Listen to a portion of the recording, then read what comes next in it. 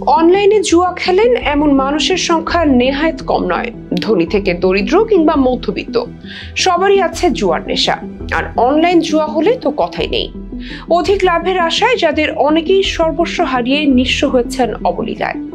পরিবার আর সমাজ থেকে নিজেদের দূরে সরিয়ে নিতে বাধ্য হয়েছেন কেউ কেউ। এমন অসংখ্য ঘটনা এখন আমাদের চারপাশে। তবে আমেরিকার এক মাফিয়ার জুয়ারি চক্রের প্রতারণার ঘটনা যেন হার মানিয়েছে হলিউডের সিনেমাকেও, যেখানে ব্যবহার হয়েছিল এক্স-রে কার্ড টেবিল, গোপন ক্যামেরা, চিপ ট্রেতে লুকানো বিশ্লেষক যন্ত্র এবং এমন সানগ্লাস ও কন্ট্যাক্ট লেন্সের মতো বিশেষ প্রযুক্তি, যার মাধ্যমে সহজেই হাতিয়ে নিত লাখ লাখ ডলার। আমেরিকার সে মাফিয়া চক্রের প্রতারণার গল্প নিয়ে থাকছে আজকের বিশেষ আয়োজন।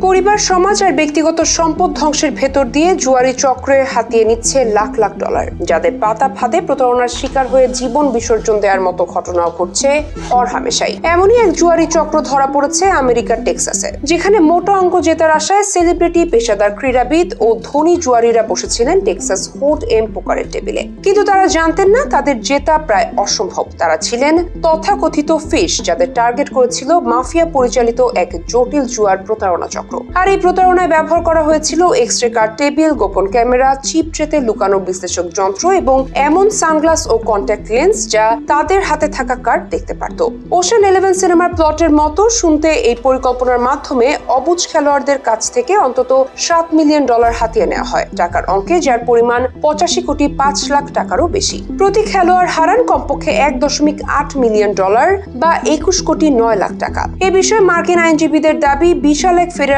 তদন্তে হলিউড সিনেমার মতো এই প্রতারণা চক্রটি ধ্বংস করা হয়েছে। গ্রেফতার করা হয়েছে 30 জনেরও বেশি। গ্রেফতারকৃতদের মধ্যে রয়েছেন লা কোস্টা নোস্ট্রা অপরাধ পরিবারের সদস্যরা, Portland Trail Blazers basketball coach Chauncey Billups এবং জাতীয় বাস্কেটবল অ্যাসোসিয়েশন NBA এর সাবেক খেলোয়াড় ডেমন জোন্স।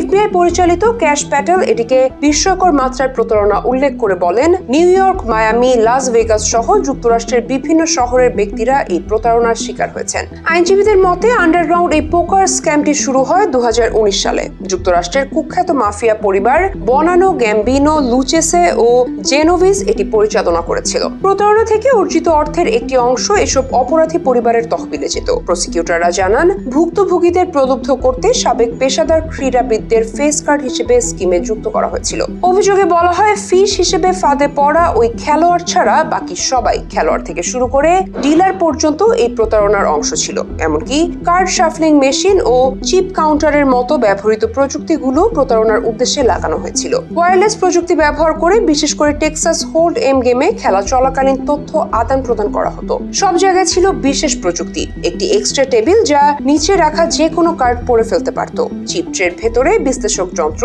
রিগ করা শাফলিং মেশিন যা কার্ড স্ক্যান করে হিসাব করত কার হাতে সবচেয়ে ভালো কম্বিনেশন আসবে, আর আগে চিহ্নিত কার্ডগুলো বিশেষ ধরনের সানগ্লাস ও কন্ট্যাক্ট লেন্স পরা খেলোয়াড়দের অন্যদের কার্ডও পড়ার সুযোগ করে দিত। কর্তৃপক্ষের মতে টেবিল ও লাইট ফিক্সচারের ভেতরে বসানো গোপন ক্যামেরা প্রতারণায় জড়িতদের কাছে গুরুত্বপূর্ণ তথ্য পৌঁছে দিতে সহায়তা করত, যার ফলে নিমেষেই লাখ লাখ ডলার হারিয়ে নিঃস্ব হয়ে পড়েছেন অনেকে। হেনস্থা হতে হয়েছে সামাজিকভাবে। শুধু আমেরিকাতেই নয়, বাংলাদেশেও বর্তমানে চলছে অনলাইন জুয়ার রমরমা সিজন, যেখানে নিঃস্ব হয়ে অনেকেই হারিয়েছেন সম্পদ, পরিবার আর সামাজিক আত্মমর্যাদা।